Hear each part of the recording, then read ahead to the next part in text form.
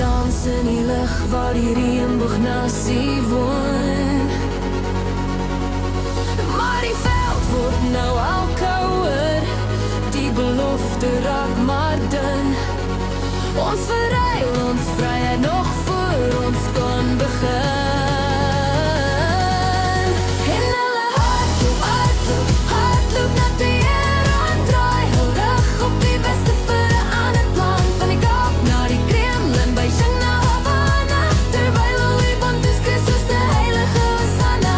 Ja, hulle hardloop, hardloop, hardloop na die Here, maar broer met die spooke in die woestyn se sand.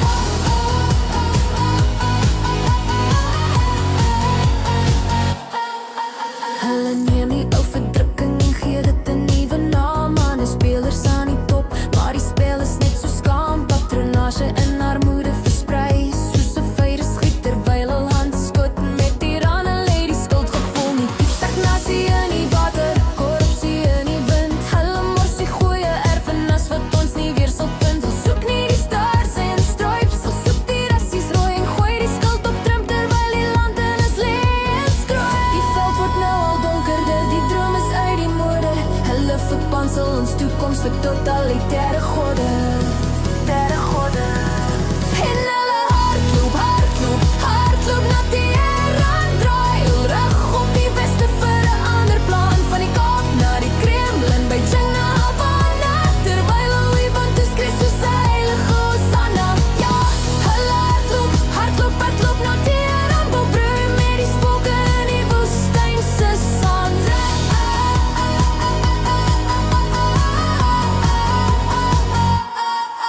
Oorlogskepe in die hawe, skadies op die kaai. Die ANC is besig terwyl die wêreld vinnig draai. Hulle hou van die eystervuis, die partylyn so streng, terwyl hulle ons na die bouvalle van die tempel bring. Hulle waap al die pad na Teheran, saam op die bandwagon, tot siens aan die reënboog met spookachtige ster. Ons hardloop al die pad na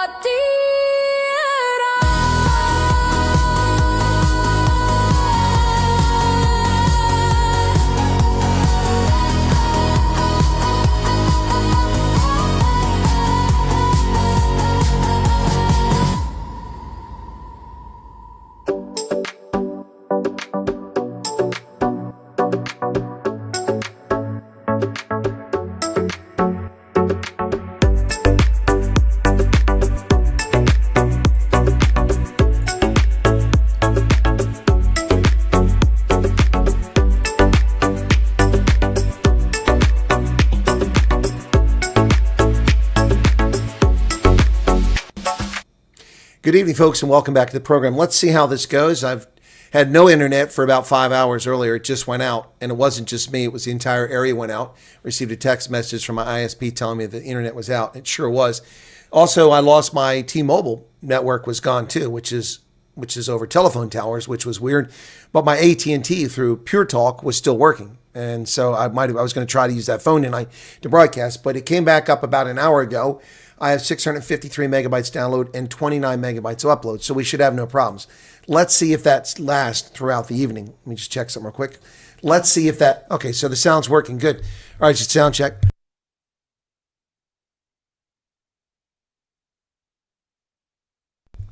So guys, thank you very much for being here. I've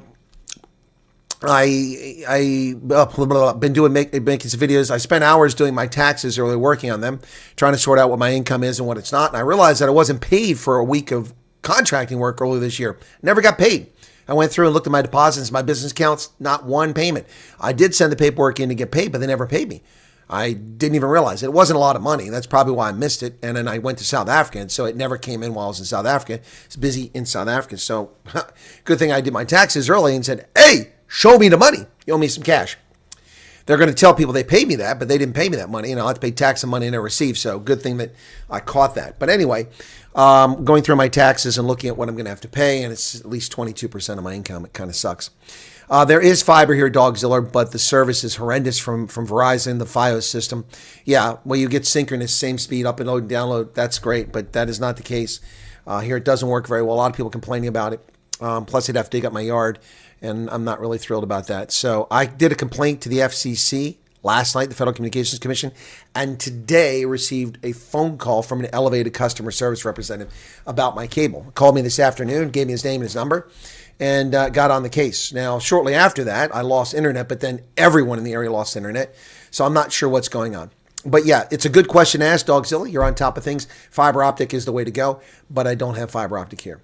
All right, so I just did a video about refugees and lack of support. I'm now finding it in too many places. It's really becoming irritating, and I'm going to start dropping dimes on these agencies if they don't cooperate. They have a job to do. If they're unwilling to do the job, they should never have taken the case in the first place.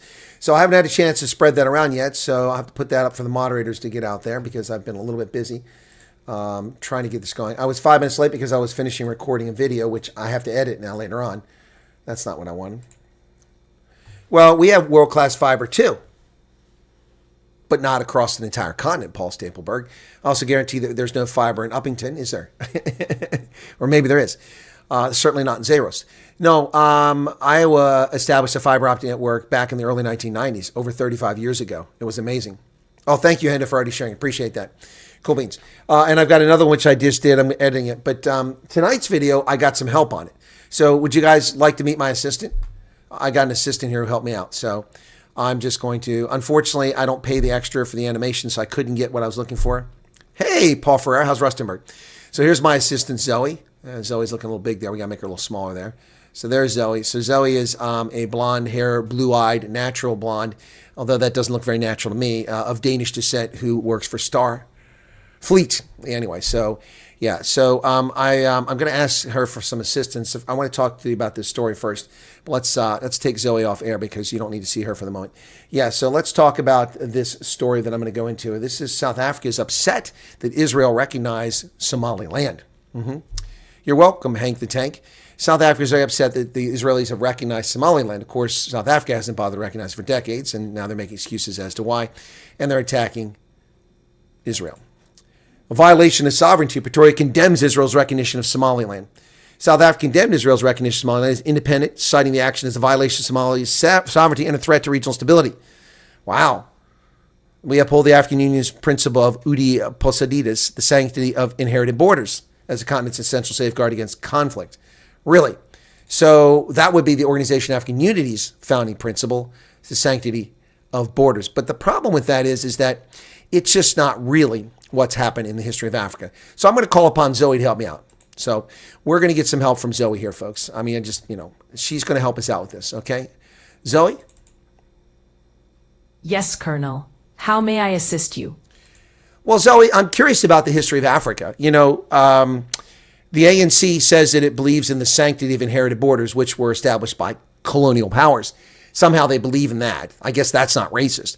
Instead of letting places break up into their natural entities, which would form about 347 different states in Africa, they believe in inherited colonial boundaries.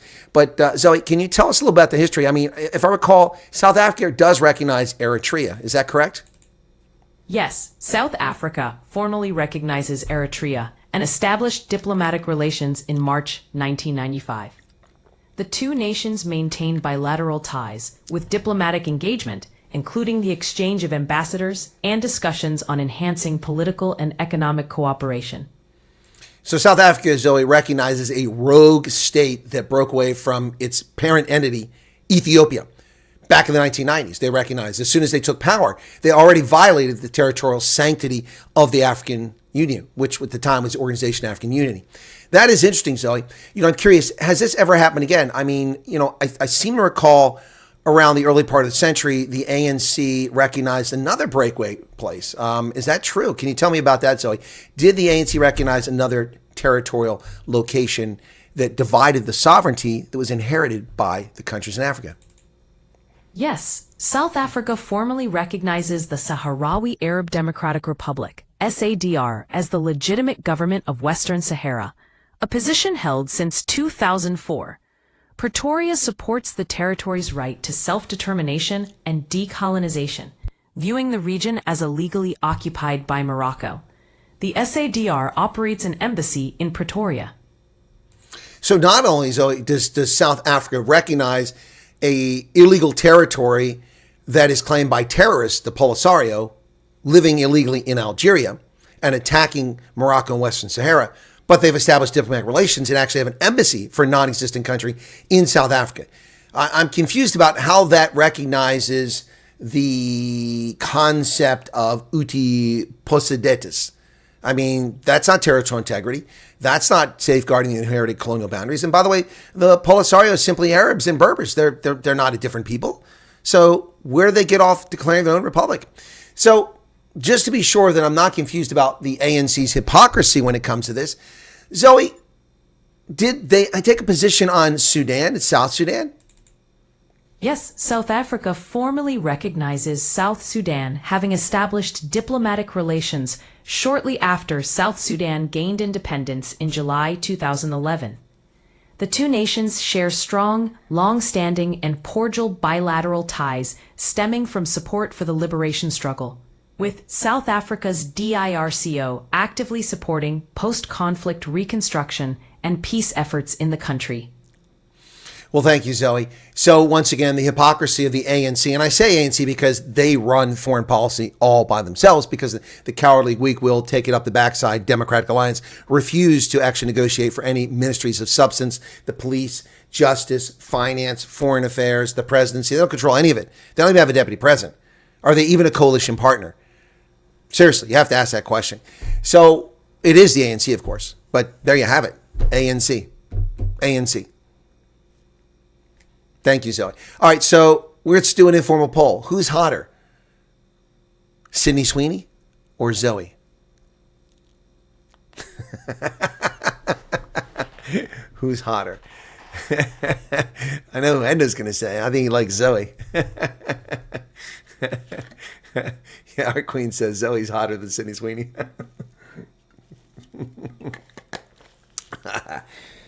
Siggy, did you read my email response? They're both pretty hot, says Phoenix. Or says Anton. Zoe. Yeah, she's looking pretty good. That is not natural blonde, though. I asked for a natural blonde. That's a bleachy blonde, but that's okay. I'll forgive that. Anyway.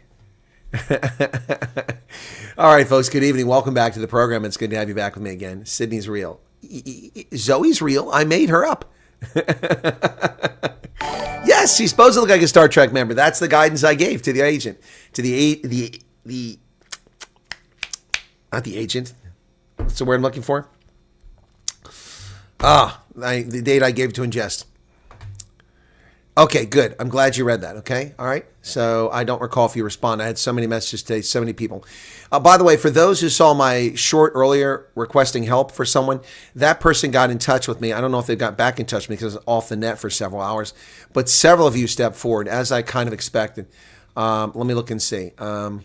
I have not heard back from that person, but I did hear from them that they found a beautiful and safe roof over their head until they need it for a few weeks and enough money to stay fed. But I want to get that person,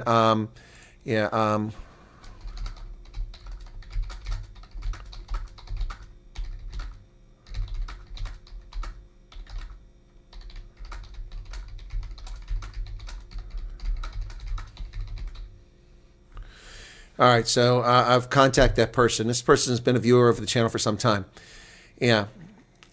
Okay, I've just got another person offering who has a spare bedroom.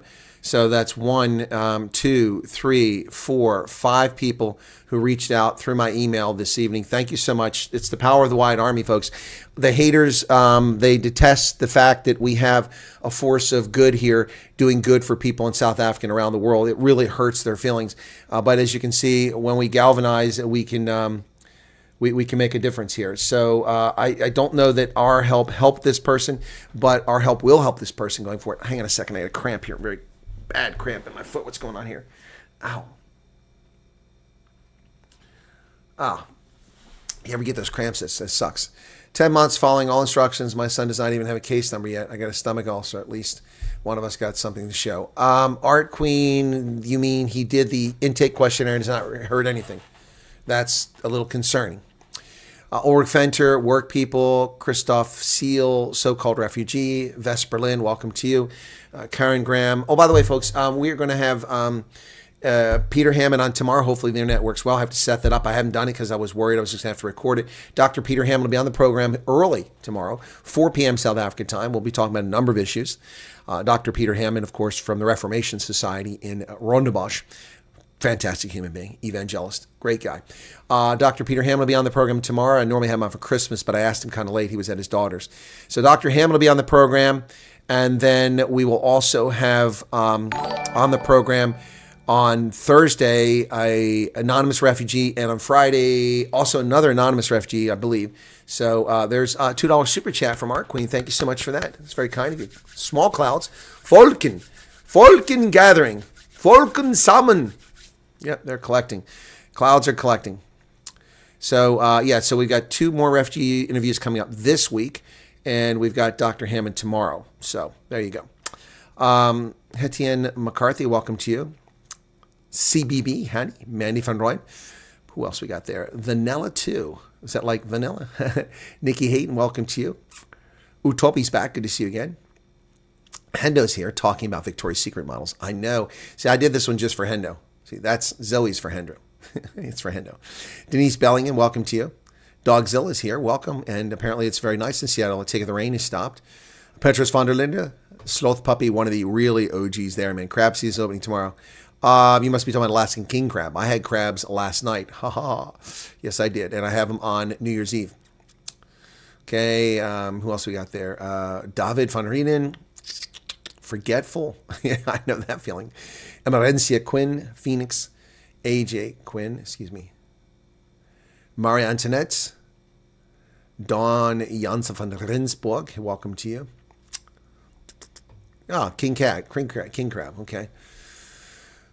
Yeah, I used to love that show, The Deadliest Catch. I didn't watch it when it first started, but it was pretty good. But when what's his name died, I kind of lost interest in it. Yeah, some of those guys live in Seattle and they go up to Alaska for the season. They don't all live up there in Dutch Harbor. There's nothing in Dutch Harbor. Your internet was bad the last 2 days. Okay. Hasiki's here. Okay. Paul Stapleberg. Jean Oberholzer, welcome to you. Paul Ferreira, good morning from Rustenburg. Life of Ty. Why don't you get started? Because it don't work. It's not fast enough. I can't rely on 5 megabytes all the time. And it's also incredibly expensive. Thank you for all your hard work without compensation. Your assistance really makes a difference. Yeah, no, absolutely. Well, I got you, but the fiber didn't come until I lived here for some time. If they'd installed the fiber when I moved in, I probably would have gone with fiber to begin with, but it wasn't an option. People say you're lucky in South Africa. How so, Paul? Jackie Kane, what's up?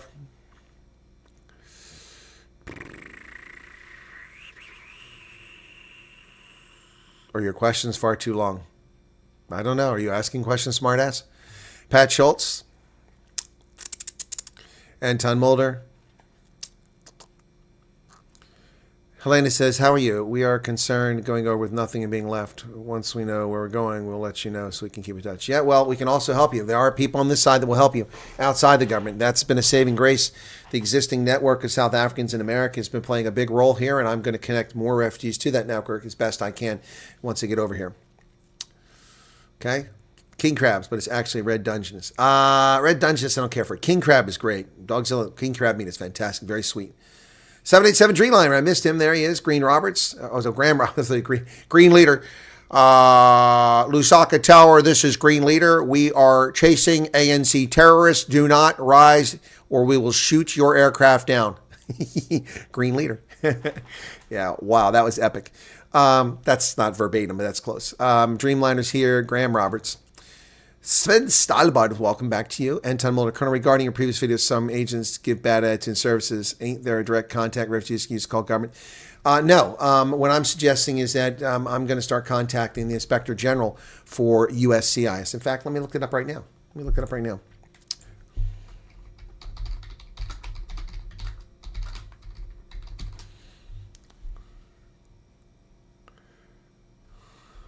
I ought to have one. Office Inspector General. Got it.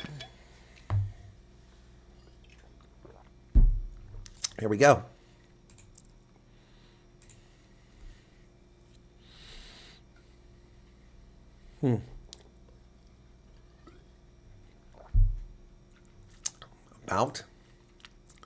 About us. Concerns and act, okay, mission to provide independent oversight, promote excellence, integrity, and accountability within DHS.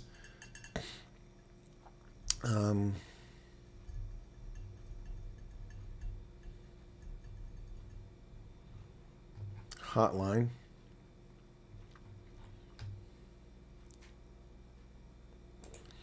So, looking for a hotline here. There's the hotline.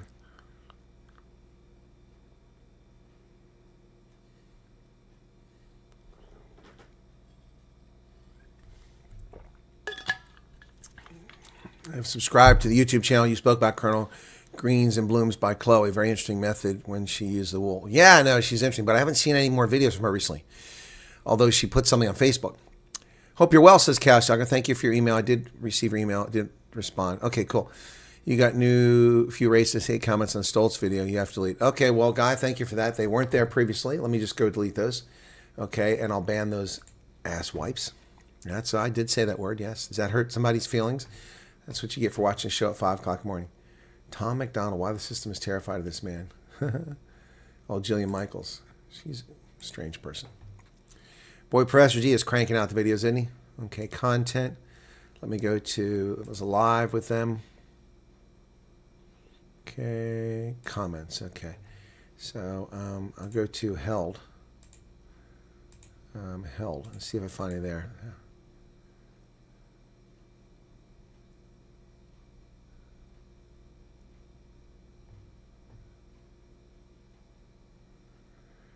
No, there's nothing there. So let me see what published are. I'll go by most recent.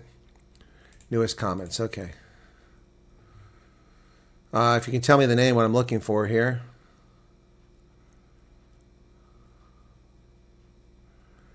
All I'm seeing is good stuff here.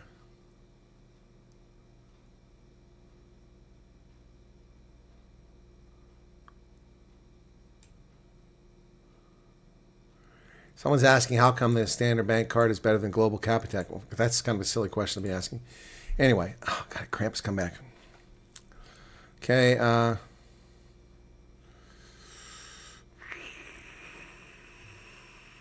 if you want to adopt a child, always give us African kids first and white kids never get adopted.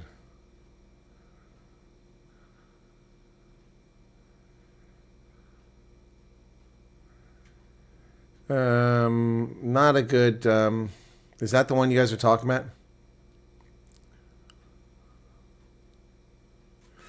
Yeah, somebody said the interview also proves it's not just Afrikaans. I think it's the main purpose for it. More to show the media like News 24 so they can stop using the word Afrikaner and that it's racist white supremacy program.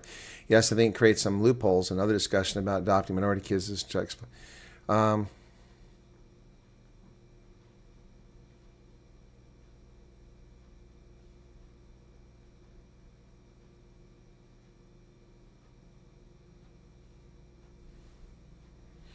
Is that the one you guys are talking about?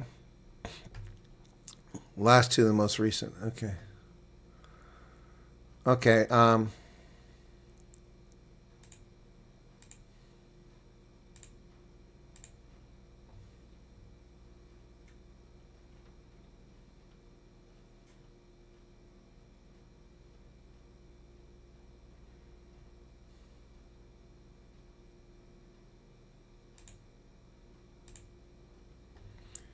Yeah, there's some very nasty things here.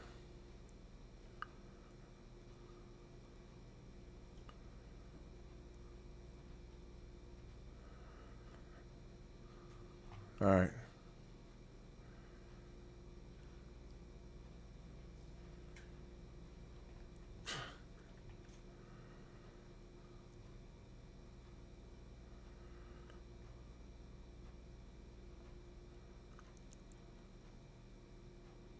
People asking stupid questions here.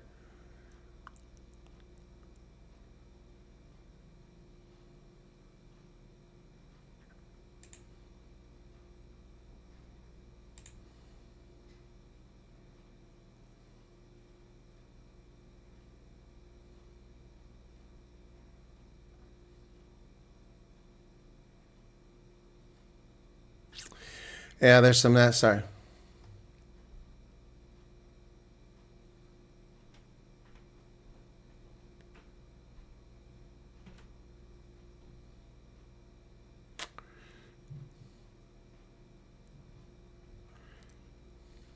All right, I think I've caught the ones with there. Well, people are racist because that's who they are. They're not nice people. And whether they're black, brown, or white and they're racist, they're not nice people. No, they aren't going to mention the Stoltz interview. No. They'll listen to the tea in your lap, fake news, lies, and propaganda about Thea von Straten trying to disparage and dox and harm that woman. By the way, folks, I've heard from Thea. Yes, I've heard from Thea. Yep. She changed her phone number. That's why my text didn't go through. And she either watched one of my videos or whatever, but sent me a message and gave me her new number. So Thea, I have a new contact number for her. So yeah. So So Thea is well. And let me see where we left it. So hang on a second here.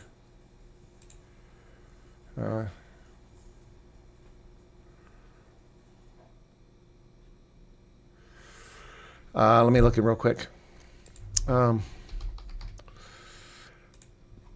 Okay. Maybe next week on Thursday. Okay. Okay. All right. So, yep. So Thea, yeah, she's okay. She asked if we could do a stream next week on Thursday. So, yeah, that'll be into January. So if she's able to do it, that'd be great. Yes, hundreds of articles on Benjamin Schoonwinkel, but zero about the Stoltz family. Exactly. They're not media. They're propagandists. They're absolute propagandists. The lies and narrative have been destroyed, so what will the ANC mainstream media come up with next? Yeah. I'm also glad that Thea kept contact with me. I was concerned that maybe she felt I would betray her confidence, but I've never done that. I've never betrayed any confidence to anybody. They asked me to keep it. The photo's fake. Then they're told to go and watch the interviews themselves, but they just don't. Yep. Yeah, they're just sick people that hate people. Yep, you're right, Guy. Hundreds of articles about Schoonwinkel, but nothing about, and I have to make a video about that. That's a good point. And see, I really have to give it to the Stoltz family for the bravery of coming on here, because they knew they're going to be attacked by racists. They knew that they were going to be attacked, and they had the courage to bring all their kids on. So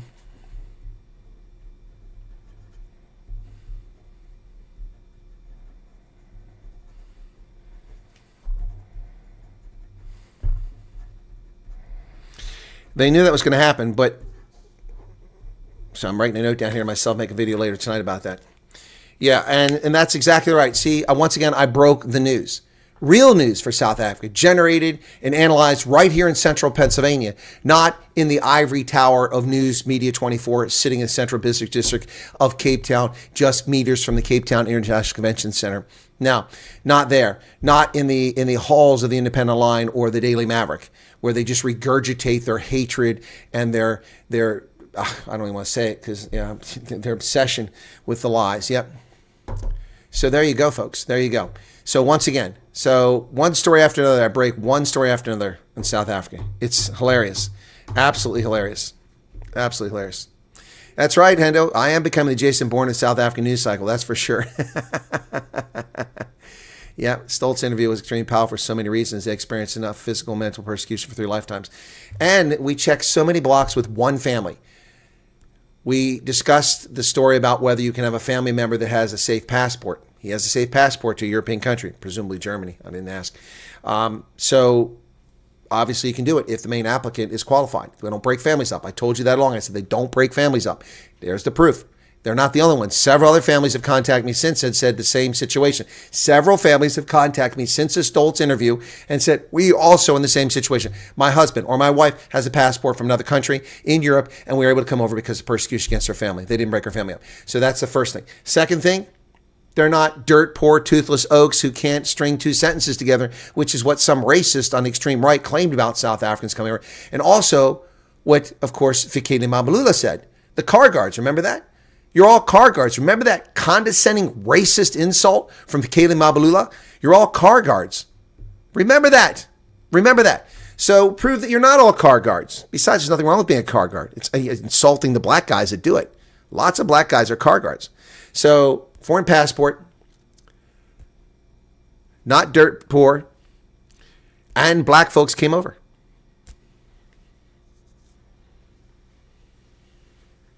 Yes, Dirk, you're right. Getting passports for adopted children is hurdle after hurdle.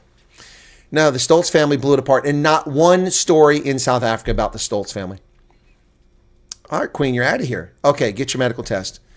Be safe. I hope everything's all right. Safe space, and we don't want to allow the WhatsApp group nonsense. Hendo's the owner. Oh, okay. Hendo has his own Discord group. He didn't tell me that. Hendo's falling down the job, man. Laying low with this program, I deflect the conversation. We become one. Okay. So that was so powerful for so many reasons. And another thing I said has been receiving an incredible amount of hate. Well, the Kiffness is a leftist. That's funny. Yeah, it's way too much money for being a car guard.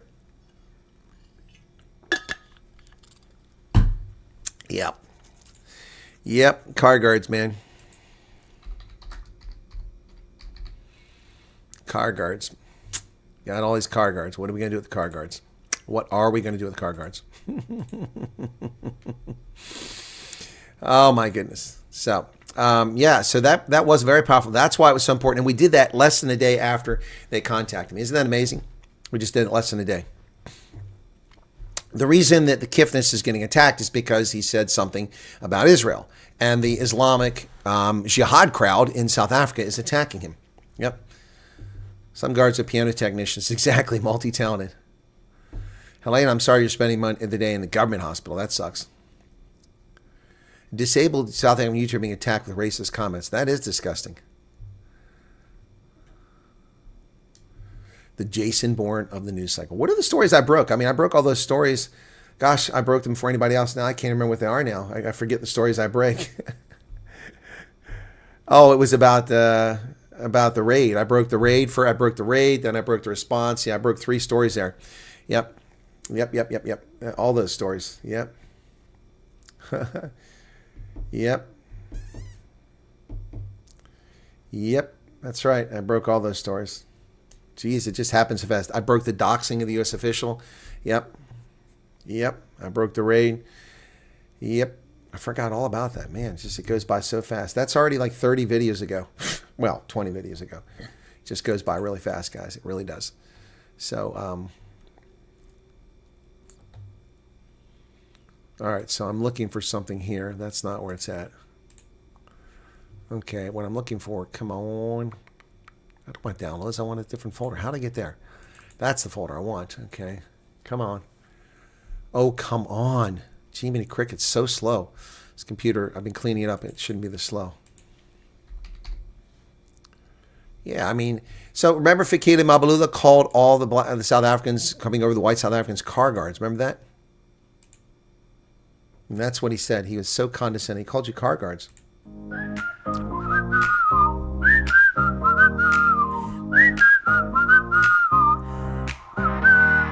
Down by the lot near the old cafe where the sun fries cars all night and day. There's a wild crew doing what they do. Yeah, you know them, the parking lot crew. Refugees with moves so tight, waving cars in left and right. 10 ways to say, yo, park that straight. 12 for bro, you're 20 late.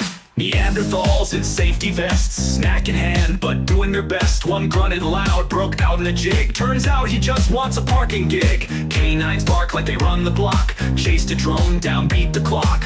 One gave change with a tail wag spin. That dog's got tips and a toothy grin. Who you gonna call when the lot gets loud? Parking codes up and they're drawing a crowd. Whistles blow and the scooters fly. It's the parking crew and the riding high. From the streets of town to the lot bazaar, they'll guard your ride like a superstar. Yeah, from Josie streets to America, it's the funky, fearless parking lot crew.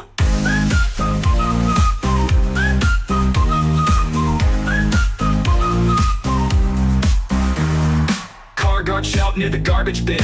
Who parks skill? You let them in. They blow their whistles in perfect time, like a backup band with a traffic sign. Then here comes Wyatt, the colonel boss. Duct tape boots and a look that's sauce. Rides a scooter with flashing beams. Salutes pigeons, yells at ice cream. Then Salutes pigeons? What the heck is that? No scrapes, no overtime. If they park like chaos, Who salutes pigeons? Fight them twice and be the man. Who's got the beat in a vested Talking legends funky like that. Guard your eye with soul and fire and a hi-fi breeze in the summer air. From this line here to America, it's the Wild Proud Parking Lot Crew.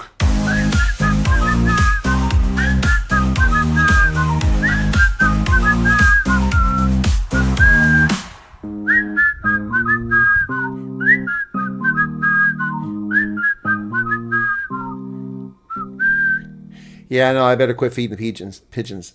No, I can see myself sitting on a bench with Fikile Mabalula feeding the pigeons. Yes, Fikile Mabalula called you murderers. They falsely attributed a murder to refugees. They lied, they lied, they lied. They also called you car guards. They lied. And they also said it's a white supremacist program.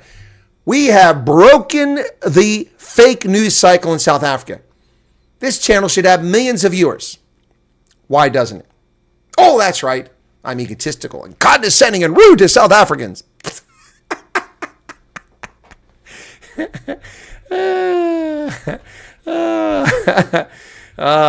and Seth, my daughter posted on Facebook about sewer spilling 3 weeks in her street without help from municipality. They sent a private contractor. Well, that's disgusting. Knew a car guard was a nuclear physicist. Yeah, and they had a very interesting conversation. Yeah, there is definitely some creative accounting going on about when it comes to the budget. Yeah, they're propping up the rand. It's not going to last. Not going to last. Yeah, Hendo, I'm losing track of the breaking stories I had. I'm also losing track of all the offenses. I keep forgetting about this. I need to make a video about that. About Fikile Mabalula calling you car guards. That's another one I got to work on tonight. I'm going to edit the video I just did. Then I've got to do another video about that. Yeah. Civil organizations don't promote these interviews. Everyone has their own incentives to make more people don't leave. Right. Not just that, but they also have their own incentives to lie to people. AfriForum and Solidarity don't promote my videos because it doesn't promote their cause, and that's fine. I didn't ask them to. Dear SA has gone silent. Most of these organizations and most people have some sort of agenda. By the way, I am aware of some job opportunities for South Africans, but I will make you aware of it. For those who are refugees who come over to America, some jobs that pay between $17 and $40 an hour starting out. So it's with some South Africans that are based here. But I cannot share that for a little bit of time. So don't even ask me about it. Just wait until I get the word I can share it, okay? And then I'll share it. And if it affects you, if you're in the area where these jobs are available, then you can get it. But these are not easy jobs. You got to work your tail off, okay? Got to work your tail off. Yeah, all the car guards left for America. I guess that all the cars will be stolen now. Yep. Oh, the shadow banning is real. It is. No, I mean, look, you see, I see this Mr. T channel, which is all AI, it appears. And whether it's AI or not, there's no interesting analysis. Just a bunch of clips of South Africans speaking, and it's got like 172,000 views on videos. I'm not getting that. I'm giving hard-hitting, factual analysis. And the Spill the Tea clown gets, she doesn't get many views. So, I mean, but that's the story the newspapers run with, is that garbage. Yep. Any job is fine, at least it's something. Work is dignifying, yes. Must start a new wave of blonde car guards in America watching and washing vehicles in summer in swimsuits for some. Yeah, that's what we'll do. Those are likely bot viewers. Yeah, I agree. I think it's all fake too, yep. Can potential refugees do online learning programs that will be accepted by U.S. employers? Well, you can do online programs. I've done a master's degree online with Troy University. That master's was not in person. It was distance education. My master's degree is acceptable. Everyone accepts it. It's recognized. And I've done on-campus, in-person graduate degrees too. It wasn't any easier. It was just as hard, if not harder. Yeah, you can do that. Hey, Charles Van Altson, the voice of reason's back. Amerikaners many months ago stated they will create a job portal, but never did. Well, guys, the Amerikaners also are just a couple of people, and they are swamped trying to help people, okay? Plus, for some reason, the media always goes to them for questions about refugees, which I find funny, since they have a vested interest in the program. Why would you contact them? Nothing against Amerikaners. I'm just saying they're getting paid to do this. Why would the media turn to them for questions about U.S. immigration and not the U.S. Customs Immigration Service, not the American Embassy, not PRM, or someone that doesn't have a dog in the fight that's covered the program from the outset? Me. I've been here since before the Amerikaners. So HubSpot has courses. Okay, I don't know what that is. HubSpot is. People don't like the truth. They like the narrative that suits their agenda. That's right. And last night, or earlier today, Andrew Kerr, I think it was, talked about how his family is all freaked out, said, I spread disinformation. That is the most comical lie I've seen yet. Well, no, it's not as comical as the CIA lie. Yeah, the CIA hires me so that I sit here for years with a tiny little ass audience. If I worked for the CIA, they would have 600,000 fake accounts. They would have a bank of computers in here, bot chatting, just to keep the flow going, to drive the algorithm. That's what they would do. And it'd be like, wow, this guy's the one who switched on. These people are so stupid to believe that stuff. I mean, really stupid people. These are the sort of people you don't want to let anywhere near an important decision. No. So, if you're in the military and you bring your staff in, no, just leave Lieutenant out there. He really doesn't know what he's talking about. We don't want to endanger anybody. Don't even let him near any of the weapon systems, okay? The guy's just dangerous. Hey, Garrett Gillage is back. What's going on, man? There's an OG. Garrett's been here since forever. Person will take any job comes my way worth more start. I won't, Sven. I'll tell you that now. I'm particular. I'm established, and I'm not just taking any job. But then my circumstances are very different than most people's. Yep. Anyway, so, boy. So, that one I put up a little bit ago, it's early, so it's not going to have many views, but hopefully it'll get some views. Oh, yeah, just 809 after nearly an hour. That's pretty slow, even slow for this time of night. But the Iran Navy one, that one should have got 100,000 views. That's at 30,000 views, and it's already dying off, not getting enough views anymore. And I didn't break the story. The New York Times broke the story. They deserve the credit for the story. But I broke the South African news cycle with the story because I put it out before the South African news even knew about it. And I know that the so-called journalists in South Africa saw my video.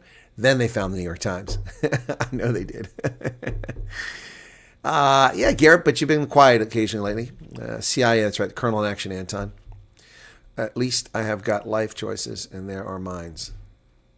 There are mines all over the world. Australia, Latin America, North America. Surprise at Victoria Bay. Oh, okay, that's interesting, Sedgefield. Thanks for sharing that. Republican, what's going on there, man? What's going on? Sent, boom, email sent. Oh, you sent an email. Well, I got so many. I spent a lot of time answering emails today, which I couldn't spare. No, I don't see anything from you.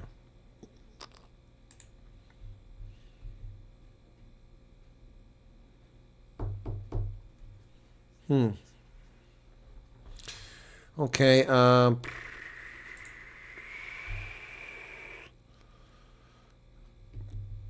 Okay, yeah. No, I heard from another family that those are coming over.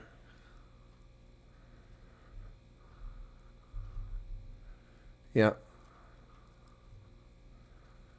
Cool beans. So there's a family that's going to go to a really nice place. They've told me about that. That's pretty cool.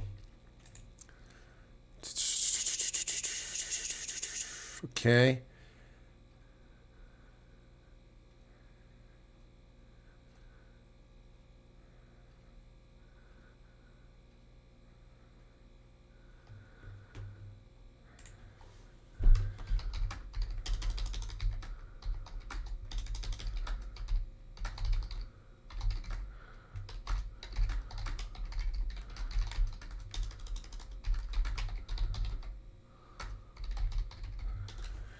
So I got another message from another family here. People are feeling safer, more comfortable reaching out now, which is good. I need a shareable link. Here we go. Okay, there we go. All right, so this family contacted me. A family in Kentucky said that the people assisting them hate Trump, and they have a problem with only Afrikaners coming over. But this refugee told her it's not just Afrikaners, for all minorities. She didn't know that. Okay. Wow, okay. Okay, cool.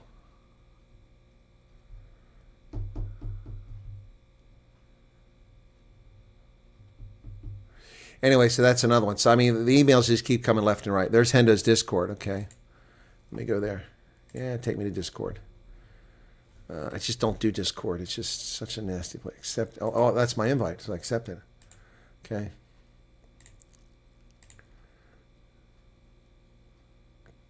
My password doesn't match.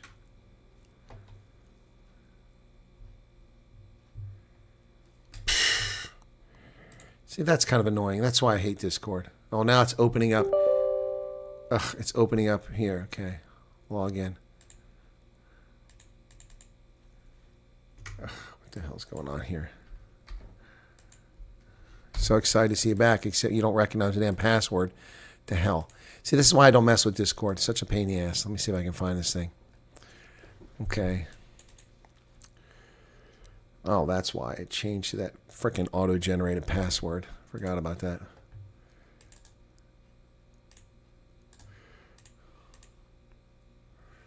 Yes, I'm a human.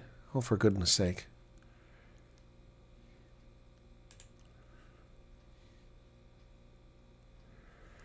Multi-factor. Use a backup code. I don't have a backup code. What the hell is this?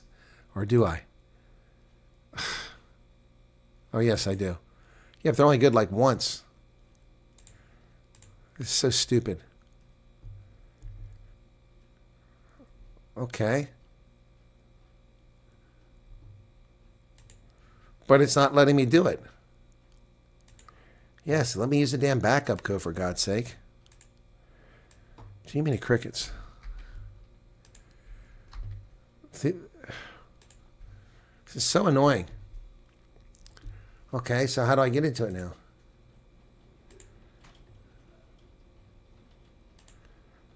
Ugh, rewards. I don't want any rewards.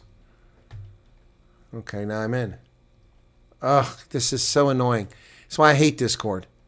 It's like it's made to piss you off. That's the whole purpose of Discord. To piss you off. Because it's working.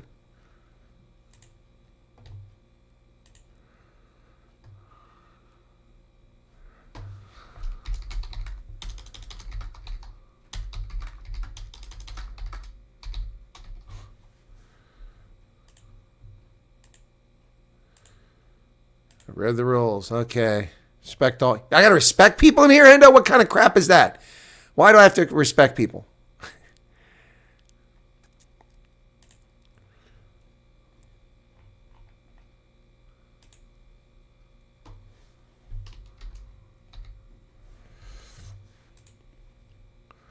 All right, now I'm in the group. Ha ha ha ha ha ha ha ha ha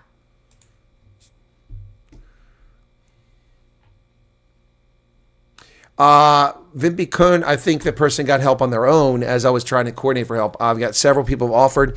Let's just hold off. Thank you for the offers. Somebody's actually very close to them if that person's needed. So we're just waiting to see. I'm waiting to hear back from that person. It's early morning hours. So that person was actually living rough in the streets. And it's a lady. So I couldn't cotton that happening. So, yep. Anyway, so yeah. Okay, refresh. What's going on here? My chat is, there we go. Forget about combat car guards result in real car guards, refugees not wanting to do interviews. It will be interesting to see refugees who are economically suppressed that got accepted too. Well, a lot of the ones we've interviewed have been suppressed. Yeah. Dark sounds like my dad watching set up his phone. Oh, stop it. It's crappy service, Discord. I told you they probably work over the holidays. That's what I said. That was my expectation. They get paid for a service. They're not going to get paid if they don't perform the service. Peter Tulliard, welcome to you. Hermanus is fed up with Discord. Love that you fight with yourself means I'm not nuts for doing it. No, you're not nuts, sissy. Email from RC. I thought they would only start again process. Well, that's because you didn't listen to me. You didn't listen to me. What did I say? My expectation is they would work throughout. When I made my prediction in November that there were probably no flights between the 15th of December and the 5th of January, and I was correct, except it was the 17th was the last flight. So off by 2 days because of the tradition of Americans going on holiday, and they're the ones that have process. But RC and Church World Services and the Americaners, yes, they'll still be working. They're getting paid for services.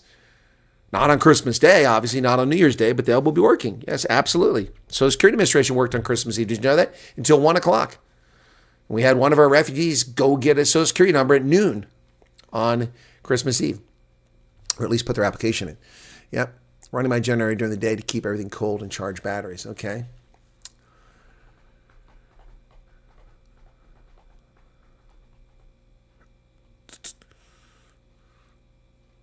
Oh, by the way, I sent that song to Steve Hofmeyer, the one I did not for cons. He said, hey, you're getting pretty good at these.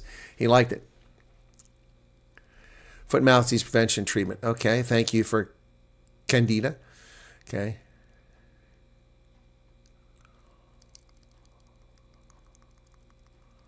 No, the people accuse me of being CIA have no idea what intelligence work is and the focus intelligence off. They don't. Well, it's like the guy down under. So let me see if I can find that. I'm going to show you this if I can. Let me see. So Energy in Africa Conference. Energy in Africa Conference 2019, I think it was. Let me see. I think it was in 2019.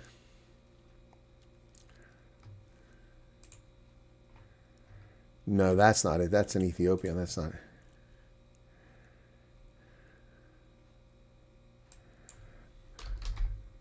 Denver.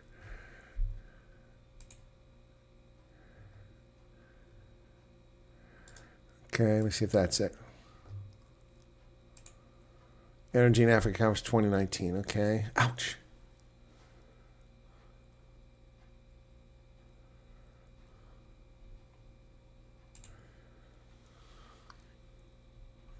Speakers.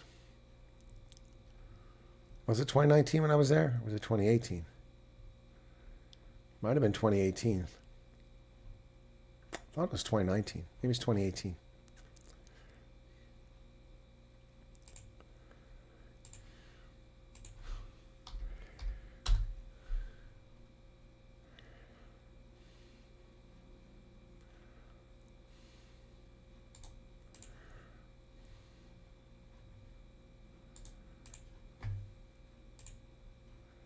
It's 2021. 2017. Let me see.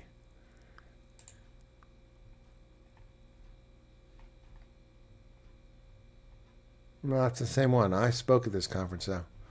Anyway, doesn't matter. But I'm trying to find it. But he found my biography. Oh, I know how to do it. I'll do it this. 2018. There it is. Okay. That's the one. 2018. Not 17, not 19, 2018. All right. So this is the Energy in Africa Summit, Energy in Africa Conference in 2018. Okay. So this is where the gentleman from Down Under got my biography. This biography is one that I provided, by the way. So I provided this bio, and this is what it was. Okay, so he read this, and he said, prior to his arrival, and he gets down here, and he gets to, where's it at? Somewhere down here. Here you go. U.S. Office of Security Cooperation, Monrovia, Liberia. And he reads that sentence, and he highlights it, but he hides the URL, which is up here at the top of the page. See that in blue? He hides that. So he comes down here, and he highlights this on his video. Aha! We have the proof. The so-called colonel is a CIA agent.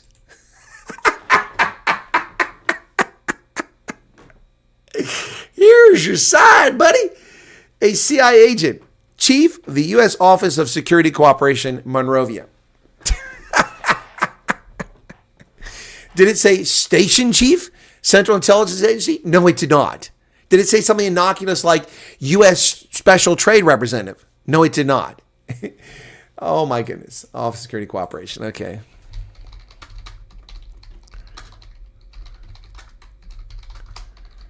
Okay. Office of Security Cooperation, South Africa. U.S. Office of Security Cooperation in South Africa, operating under U.S. Africa Command, manages bilateral defense relations, including military-to-military engagements, training, and capacity building. It facilitates security assistance programs like the State Partnership Program with New York. So all one had to do to refute that horse manure was do a search. Purpose to build capacity. Activities, professional development, peacekeeping, regional exercises, structure. OSCs are in Africa as part of the U.S. Embassy team coordinating with the Department of State, the Defense Security Cooperation Agency, and AFRICOM to implement initiatives. The New York National Guard has partnered with South Africa since 2003, focused on military training exercises. Well, there you go. There you go. And if you don't believe that, you can go to Security Cooperation at the U.S. Africa Command and see what they say about security cooperation. Here you go. Security Cooperation. Theater security cooperation programs are cornerstone to sustain security engagement. There you go. Look at that. Look at that. But that was portrayed as I work for the CIA. There are some really stupid people in this world.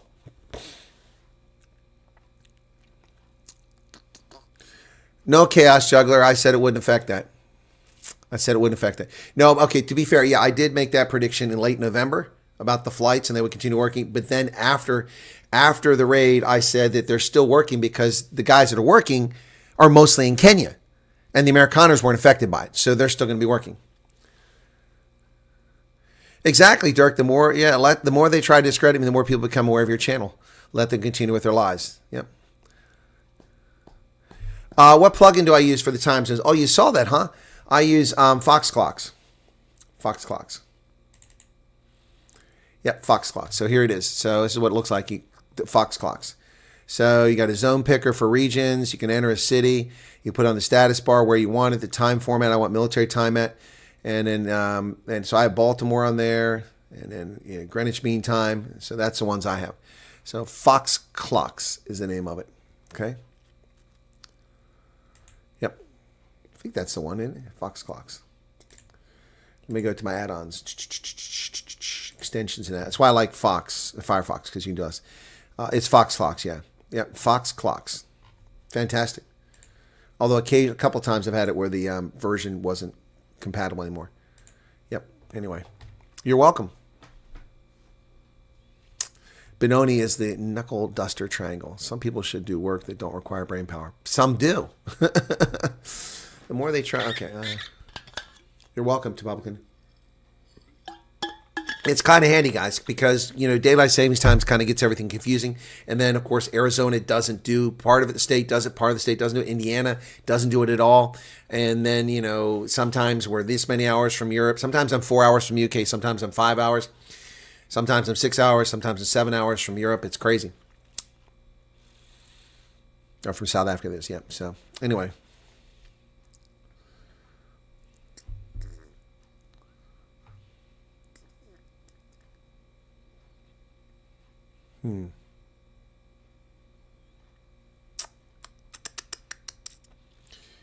Anyway, so there you have it, folks.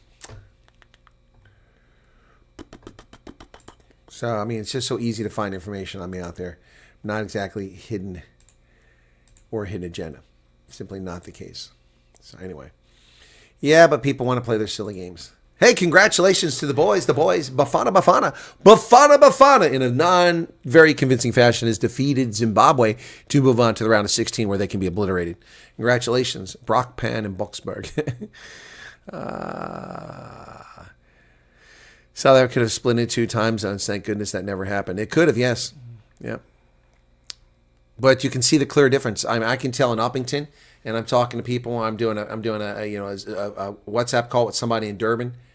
It's already dark in Durban. It ain't dark in Uppington. Yep. Expect Israeli collections efforts to intensify as Iran and South Africa cozy up. Yep. I think you're right. Sloth puppy. And with good reason.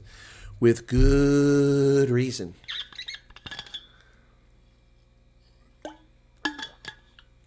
Nothing has happened regarding the doxing of the passport, the official passport order. They claim they didn't do it, and they're lying.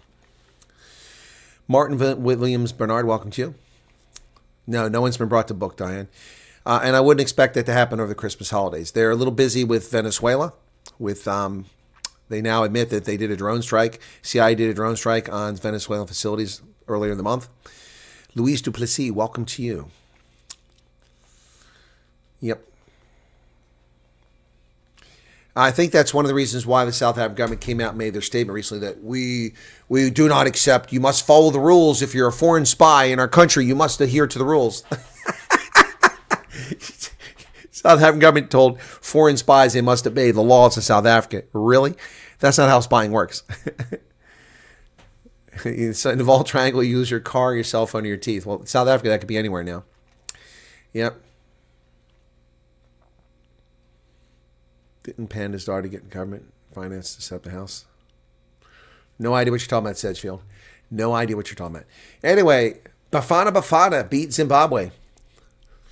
They equalized twice in the 5-goal thriller, and much for Bruce to iron out. Isn't Bruce the guy who was accused of racism recently? Bafana Bafana. Notice because they love soccer, they just forgot about his supposed racism thing.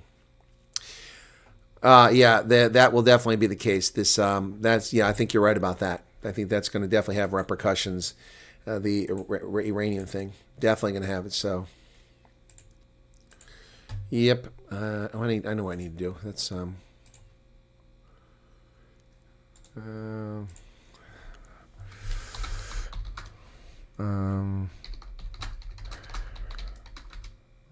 a friend.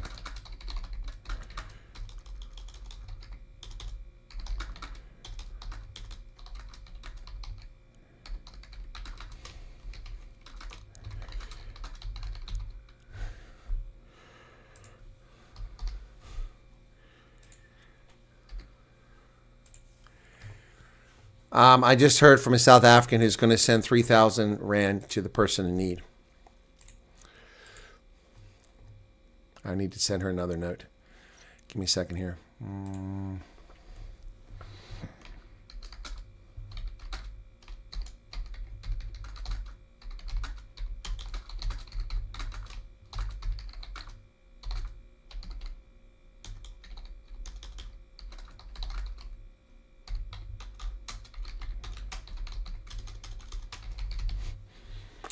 Okay.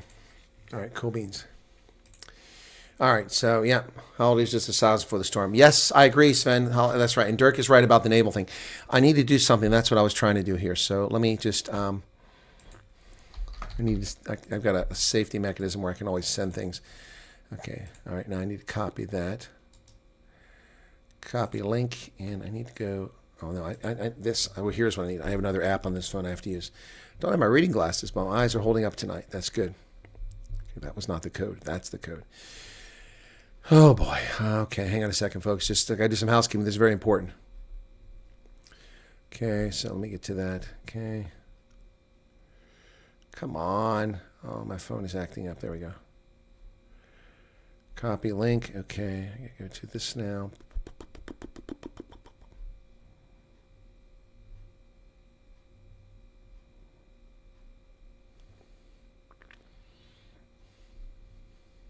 Okay. Took care of that. Let's take care of it now. That was important. I didn't get around to it earlier. Okay. Yes, all this government knows how to just put their finger in it and smile. Yep. Josie's back-a-buddy backfired. They pulled carpet on him. What was the back-a-buddy for, Sedgefield? You mean for his legal cost?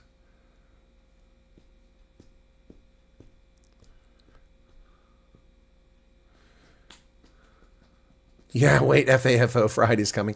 Yeah, that's possible. Yeah, it is funny how the number of times that Trump strikes it is on a Friday. Yeah, please hit the like button if you guys don't mind.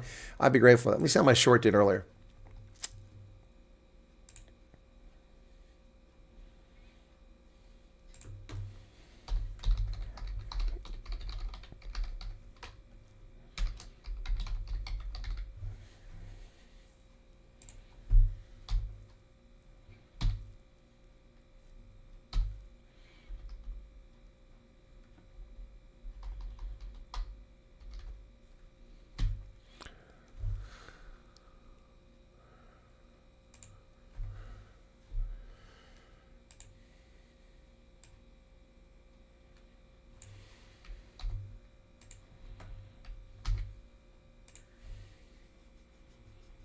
Okay.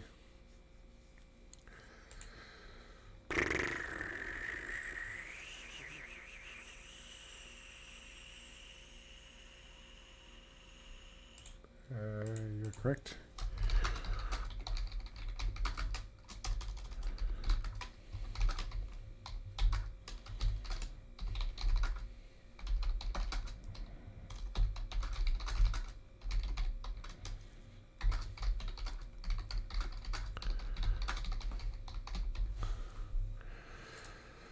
So somebody admonished me, telling me, well, admonished me, telling me, that, the age, gender, all that. Yeah, I got that. But I'm not going to share that in a video. That would just be stupid, okay?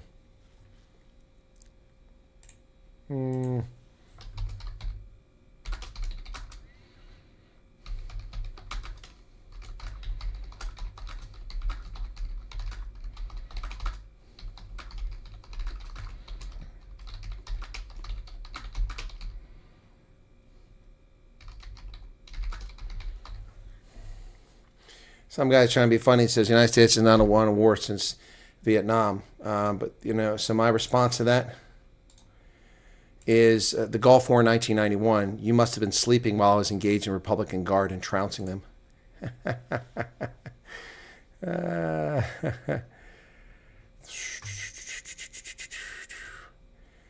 Okay, so yeah, a few people responded to that one. So how many did we get views on that? So we got 3,000 views on that short that I did earlier, and we got at least a dozen people who offered to help. It's really awesome.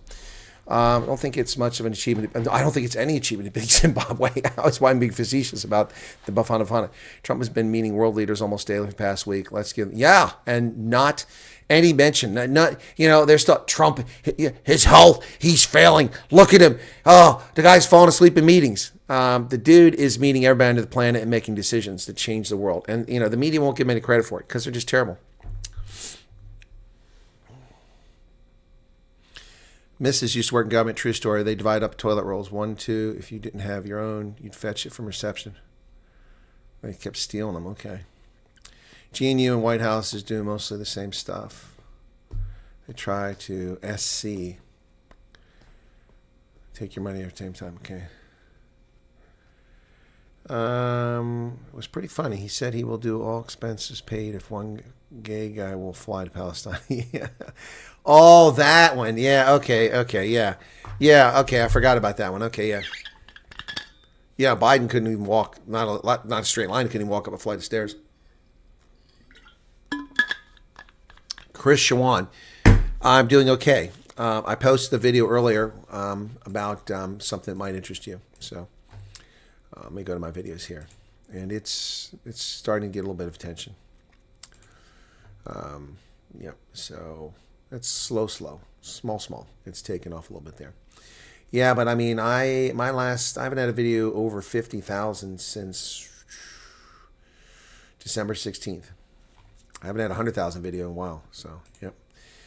Going to Mossel Bay. Okay. Yeah, I saw that. Someone is in Europe willing to book a bed, Karen. Yeah, but book a bed. It's not for one night. We're talking about for a few weeks. So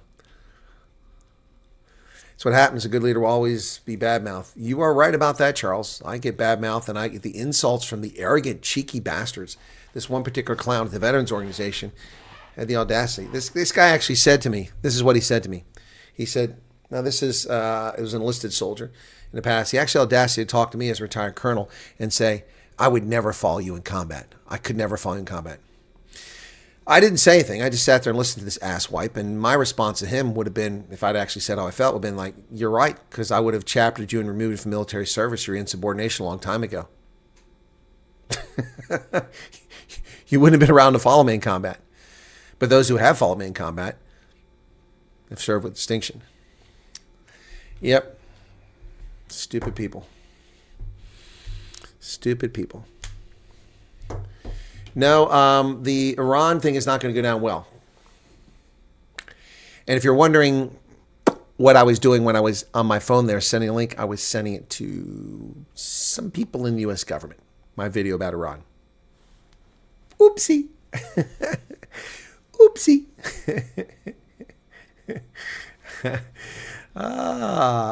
Oopsie. Sorry about that. Yes. Oops. Did I do that? Yes. Oops. I did it again. Oh my goodness. I did it again. Yes. Anyway. There you have it.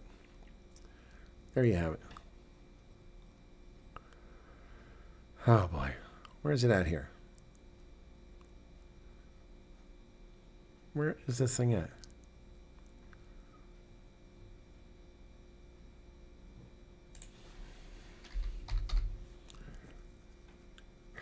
Zoe, Yes, Colonel. How may I assist you? can you identify people that are turds?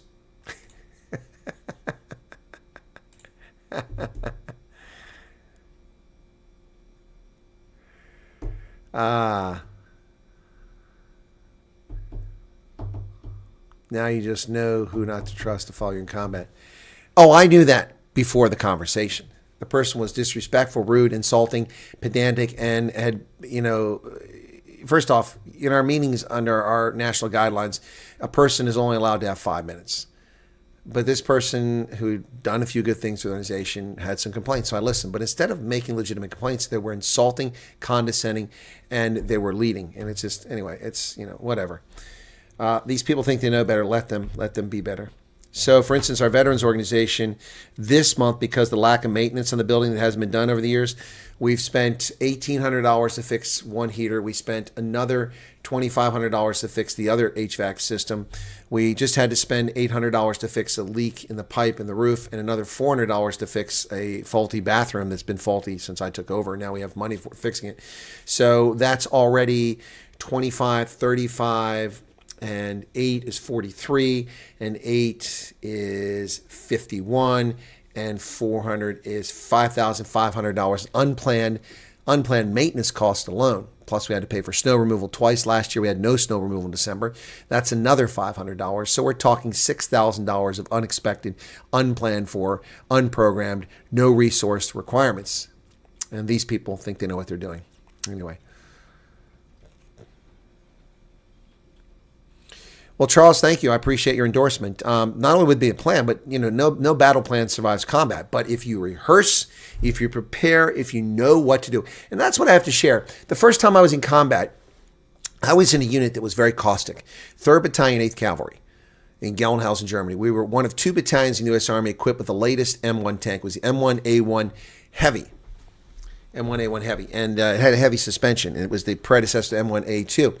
With 120 millimeter smoothbore, gun on it. Anyway, our battalions, 3rd Battalion, 4th Battalion, 8th Cavalry, Gary Owen. That wasn't Gary Owen. 7th Cavalry was Gary Owen, excuse me. Men of War, sorry. 3rd Battalion, 8th Cavalry. I arrived as a 2nd lieutenant. I had been delayed because I had to redo my clearance. I'd lost the paperwork and had to stay for a few months. Anyway, so I came later than I anticipated, and I wound up going to that unit in Gelnhausen. I got there and almost immediately was sent to maneuvers. I just in process and right off to maneuvers right short after that. Went to Grafenwehr for gunnery, and from there went to Hohenfels for maneuver, the Combat Maneuver Training Center. While I was at Grafenwehr and Hohenfels, it was very clear to me that you have a lieutenant colonel as a commander, a major who's the S3, the operations officer, and a major who's the XO. Those guys have the same rank. Both very important. The S3 and the XO had their own cliques. Some officers with the XO, some officers with the S3. And they did not get along. And so the staff was divided down the middle. And some of the commanders for the 4 companies were divided down the middle. And it was very unpleasant. Very unpleasant. I didn't like it at all. As the newest arrived officer, I wasn't drug into it. I just sat back and stayed out of it. But it was very caustic. And I'm like, this isn't why I came back as an officer. I had been an NCO and I was not in a unit that was this bad in the Signal Corps. Here I am in an armor unit and people acting like children and infighting and cat fighting like little girls. It was ridiculous. So I just stayed out of the fray. But here's the thing. When we went to combat and fought against the 52nd Infantry Division, the 10th Infantry Division, the Tawakan Republican Guards Division, and several others we don't even remember, when it came time to execute, boom, boom, boom, boom, boom. We had knew our drills. The tank crews knew their drills. They knew their fire commands. They knew to call for fire. We knew how to call for fire air support. We knew how to coordinate fires. We knew how to maneuver in the battle space. And it just executed. The Iraqis didn't have a chance. Never mind the fact we had superior tanks and aircraft and artillery, and Apaches. Never mind that. Just our training was so successful and so synchronized, and it was incredible the movement across the battlefield. They didn't stand a chance. Because when it came time for brass tacks, it came down to brass tacks, we executed. But as I said, no battle plan survives first contact with the enemy. It just doesn't do it. But if you know how to react and you know how to adjust, you can adjust your plan and be successful. And that's what happened. And so that was amazing. It was one of the most amazing experiences of my life, not being in combat. That certainly was an amazing experience, and one I wouldn't want to repeat, but it was an amazing experience from the standpoint that people just stopped the petty bickering and got the job done. After the war was over, that same nonsense came right back, and I was like, I can't wait to get out of here. So when I had my outbrief from the commander, Lieutenant Colonel Tim Lufer, who is now must be in his late 70s, he left the Army. He used to be a speechwriter for General Bernard Rogers at NATO. He taught history at West Point, wrote a book about General Rommel in the First World War, about tactics. Very smart guy. Very smart guy. Anyway, Colonel Lufer was the battalion commander. He fell deathly ill when we were down there. But anyway, Colonel Lufer, when I had my out briefing with him, he talked to me, and he gave me a piece of advice, and I also talked about something. He apologized for it. A lieutenant colonel apologizing to a second lieutenant. So his advice to me was that, hey, Chris, smile more often. I said, sir?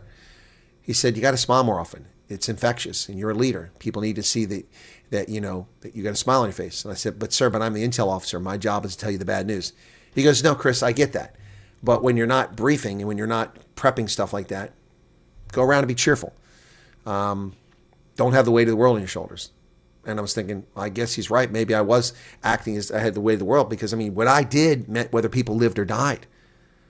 And my own people, my own unit. And that's a heavy responsibility to get that right. So I focused on that. And his advice to me was that, smile more often. Now, I smiled a lot, but, I got his message. And it was a very useful message.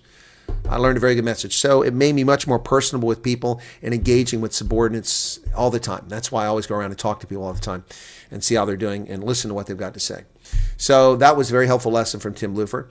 And actually, he was a lieutenant colonel and retired as lieutenant colonel. And I managed to make full colonel. So then many, many years later. And then the other thing is that he said, so you have any comments for me? I said, yes, sir. I said, frankly, I'm a little disappointed. I said, not in you. I think you're an amazing leader, and I would follow you again into combat. But I didn't rejoin the Army. I was an NCO, but I didn't rejoin the Army to deal with this Peyton Place nonsense. I said, between the XO, you got Major Whittlesey, and you got the other guy over here. What is going on here? I came late. I was the last officer assigned to the battalion before we went to war, and I just didn't get this. And he said, Chris, I'm going to tell you up front, that's my fault. That's my fault. I didn't set the tone. I didn't stop that. I should have stopped it. Now, there's more information behind the scenes. The brigade commander, who was a young officer in Vietnam, didn't like Lieutenant Colonel Lufer because Lieutenant Colonel Lufer was erudite. He was articulate. He was thoughtful. He was incredibly intelligent with a very high IQ. Didn't like him. So he used to dump on him all the time. And he sent an engineering officer into our armor battalion. Everyone else in the battalion that was in a company commander and major positions, the important positions, they were all armor officers. Now, the signal officer was signal, the chemical officer was chemical, and I was intelligence. But the other folks were the armor branch. And the one exception was the executive officer, who was an engineering officer who was sent in to be the XO. The reason he was sent in to be the XO, Colonel Lufer had no say over it. He was a spy for the brigade commander, Colonel Higgins, and he would report back anything all the time. So Lufer was dealing with that nonsense, which I realized, but not a lot of people did. So it was just crazy. Crazy. Did anybody just listen to what I said? No comments.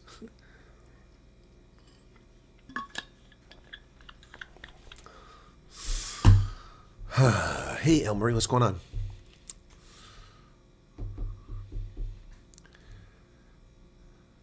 Problem in today's society is everyone wants to be the leader without no knowledge, experience. Someone that's a know-it-all can't take orders. Okay, guys, listen. Well, that's the thing, Krista. So when I joined the VFW, the Veterans of Foreign War, I didn't want to be in charge. I mean, it's not my place. I wanted, this is something for somebody in the community that knows the community. I just want to participate and contribute to the organization. But I was one of the few people that would show up and could walk and chew gum, and so I was asked to fill in as an adjutant when they had to fire the adjutant because he got in a bar fight in the club. So you can't have a guy fighting and be an officer. So he was forced to resign. So it was an appointed position. Then they had an election a few months later, and I was nominated to be the I stand correctly. The senior vice commander resigned to become the club manager to take that job. And when he resigned, then the junior vice commander had to be appointed. So I was appointed to that position, bumped up. Then there was an election a few months later, and I was nominated to be the senior vice commander. And I only took it because the guy who was going to become the commander was a former first sergeant, and I liked him, and I figured I'd support him. And that's what I did. When he couldn't go to meetings, I took the meetings. I took care of that. When he needed help with something, I helped with that. So I did that for a couple of years, and I was going to step away. because I was never the guy in charge. And then no one would step forward. So I became the commander. And I've told this story many times, people there, and I get stabbed in the back for it. Oh, you're constantly telling us you don't want to be the commander. I never said I don't want to be the commander. I said I didn't ask to be the commander. No one would do it, and I was nominated. So I stepped forward to do it so the place wouldn't close. But people just hear what they want to hear. Colonel, honesty, directness, love for South Africa and the truth has changed my life for the better. I'm only immensely grateful. Well, thank you for that answer, and I appreciate it. Thank you, Dutchman, for... Oh, is that the Lying Dutchman? I hope that's not the Lying Dutchman. Thank you for subscribing. Same story in the old stand-up between Afrikaners and English, but under pressure, all fall together. Exactly, Garrett. Women Victory Voice Ministry, South Africa. Okay, that's interesting. Thank you for becoming a subscriber. Mara Furi says, yes, we did listen to what you said, but Southern Army can't be called an army anymore. No, I was talking about my army, man. My highest rank was platoon leader in the Four Trekkers when we were still at school, marching drills. Yeah, those days are gone. Okay, Karen, I didn't see any chat. I just wonder if you guys are listening. Tell us why the MI flag is important. The missing in action flag? Well, we have missing in action for every conflict. And at some point, they created the flag to honor those who've never come home. So we have missing in action from every conflict, but we never give up.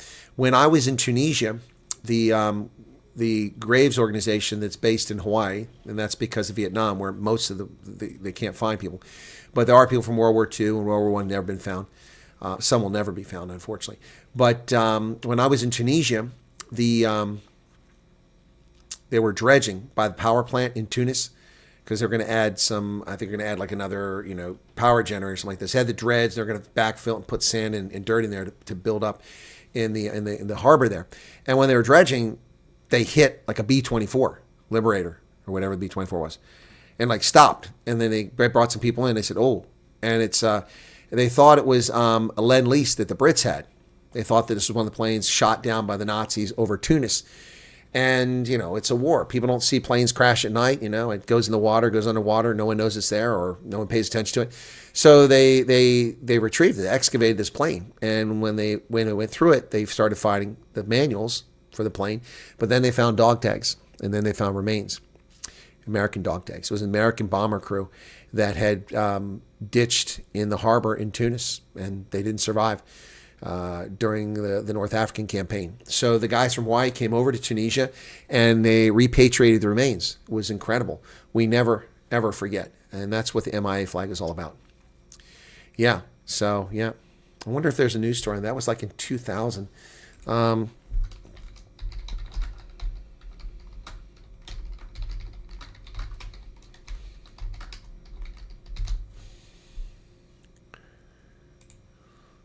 That's South Africa. That's not South Africa.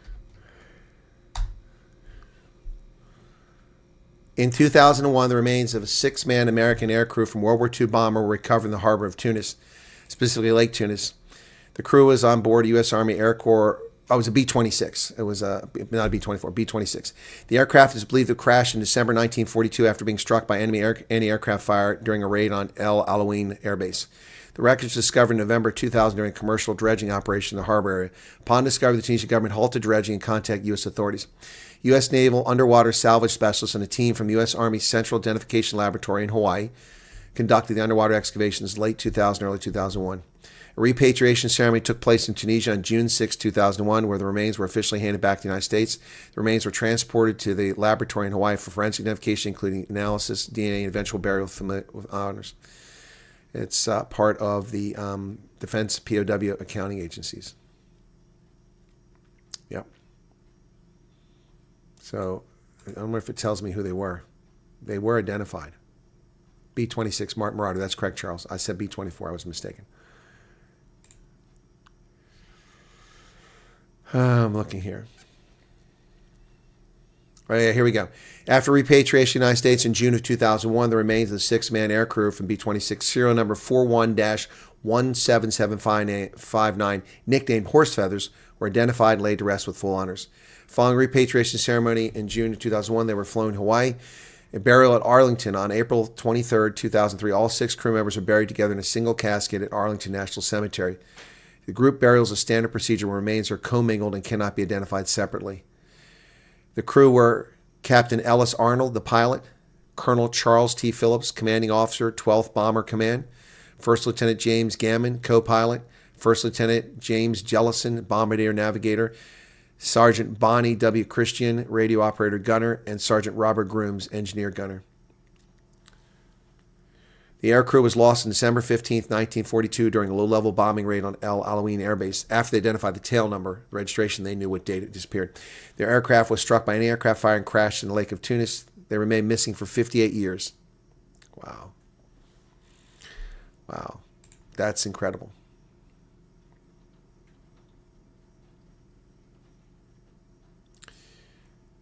So, the difficulty of identifying the remains, they were commingled. High-impact crashes like this one, remains are often commingled, meaning they're mixed together rather than found as separate, intact skeletons. Environmental degradation. The aircraft was submerged under approximately 6 feet of silt and mud for 58 years. It can accelerate deterioration of organic material and complicates recovery of fragile bone fragments. The wreckage was only discovered during a dredging operation. Mechanical dredging can inadvertently damage skeletal remains. DNA limitation. Forensic identification of World War II remains often relies on mitochondrial DNA, which requires a maternal relative. Identifying appropriate living relatives for all 6 crew members after nearly 6 decades is a significant genealogical and scientific hurdle. Anthropologists had meticulously sifted through tons of soil and silt, sometimes using specialized wet screening process to find small items like dental work, dog tags, or serial numbers. Yeah, but we never give up. Yanni Fliegi says, good evening, Chris. Your prediction is always spot on when you do predict they will clear the backlog of those waiting for flights in September and October flat. Thank you for everything. Yeah, Yanni, I keep telling people that, but they're impatient, and I understand why they're impatient. Some of them are in desperate situations, so I'm trying to help. Yeah, see my post above, Martin, okay? Martin Williams Bernard.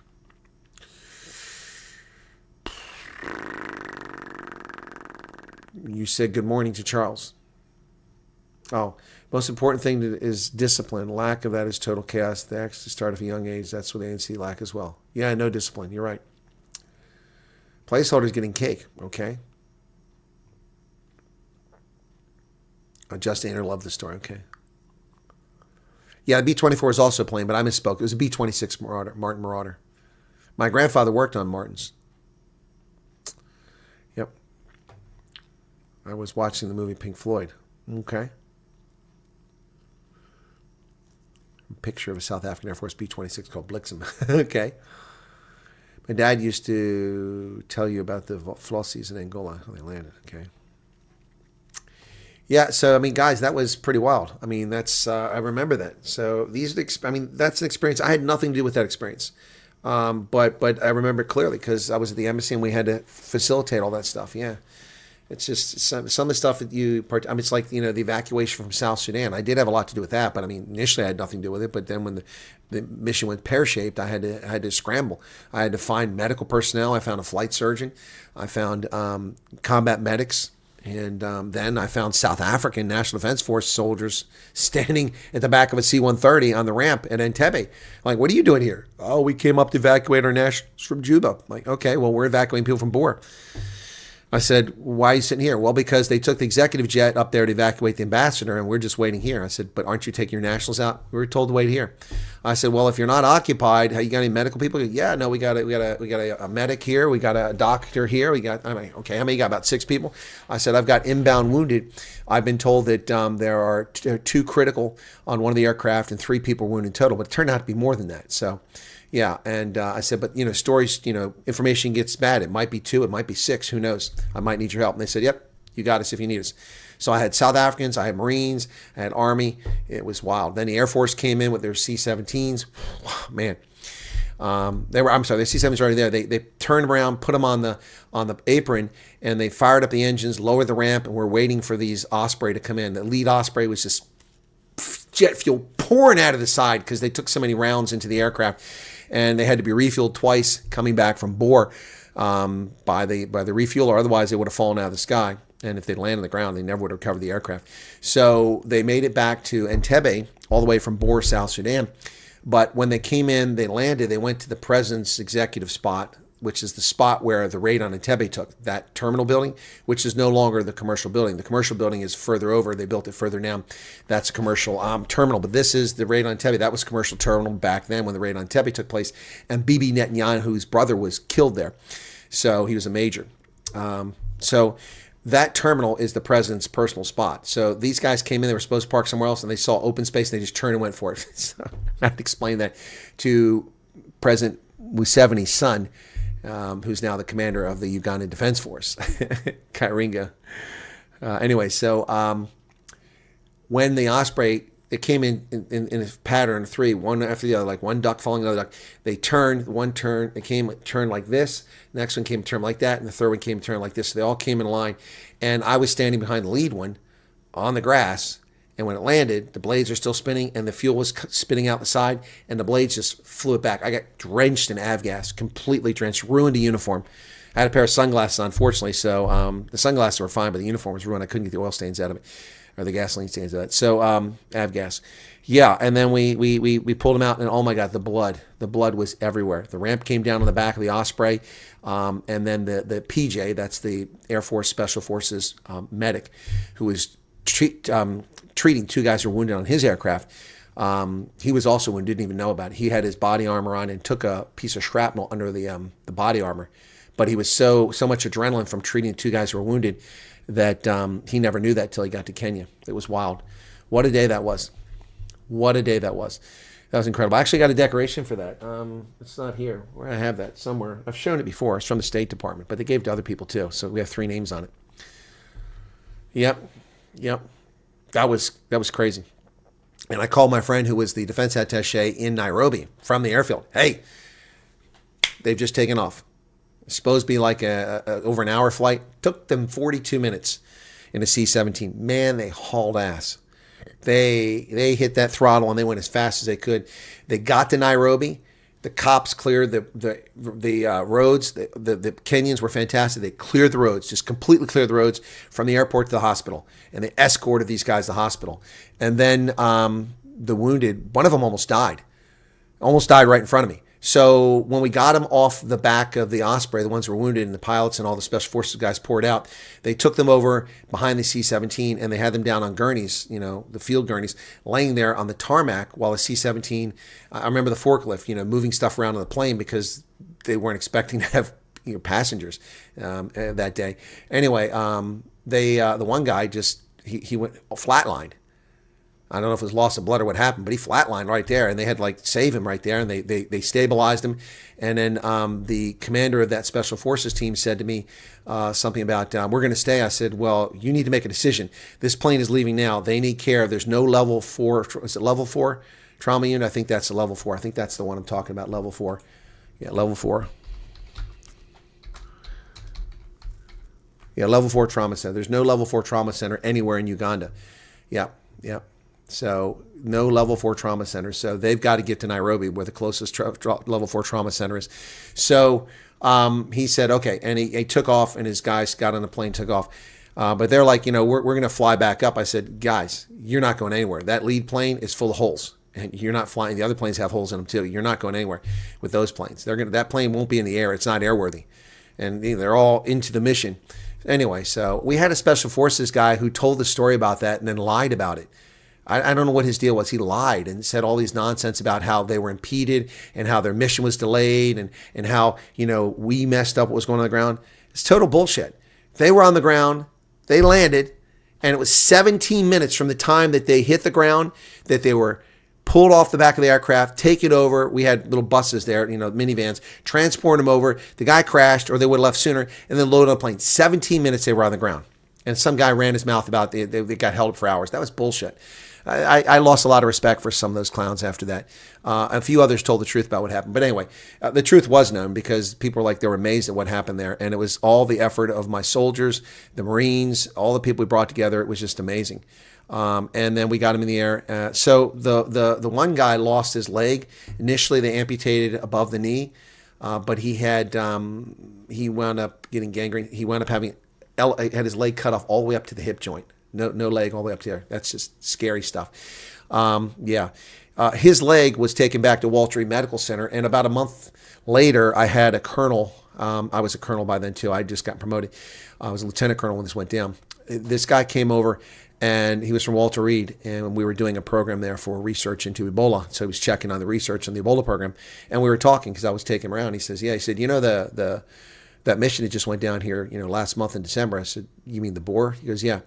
Boer is the town in South Sudan. He said, yeah. He said, that the guy whose leg they amputated? I said, yeah, that's pretty sad. He goes, well, the really bad part about that is that the leg was brought back, of course, and the flesh was tested. And he tested positive for a very scary flesh-eating bacteria. This is one that they have nothing, they can't do anything about it. It just eats the tissue. And I said, well, he didn't get it here. I mean, he was on the ground for 17 minutes and almost nobody touched him, unless it's airborne. I seriously doubt that. And he didn't get it over Sudan because he never hit the ground. They were in the air when they got shot and they just turned around and came back. I said, so if he got a flesh-eating bacteria, he had to have picked it up in Kenya, probably at the hospital. And he said, yep. So that virus apparently was isolated and taken to use SAMRID, United States Medical Intelligence Directorate, at the level 4, the guys who have the level 4 biohazard labs, the Ebola guys, that's where. So there's a sample of that tissue sample, and that virus, or not that virus, that bacteria is there. So wow, pretty crazy stuff.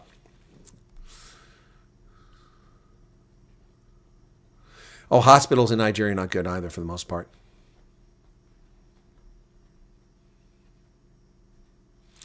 JSA loves these type of stories.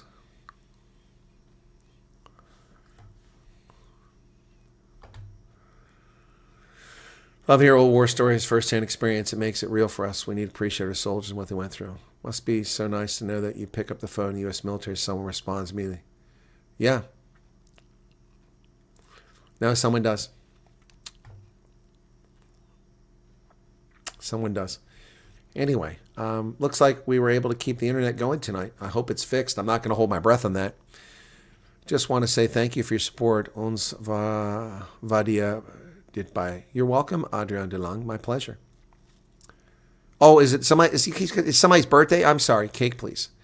Okay, I've seen somebody tell my cake earlier. I didn't. I guess I wasn't paying attention. You want a cake? So whose birthday is it? Tell me whose birthday it is. And if I got to give a cake, I need to know whose birthday it is. And you're probably going to say, we already told you. Well, I was busy telling war stories, man. I don't remember. Zoe, where's the cake? Ooh, yeah, that's what I'm talking about. Yeah, lovely lady. Lovely lady. That's Zoe, my hollow lieutenant. All right, where the heck is my folder? I'm looking for it now for the cakes.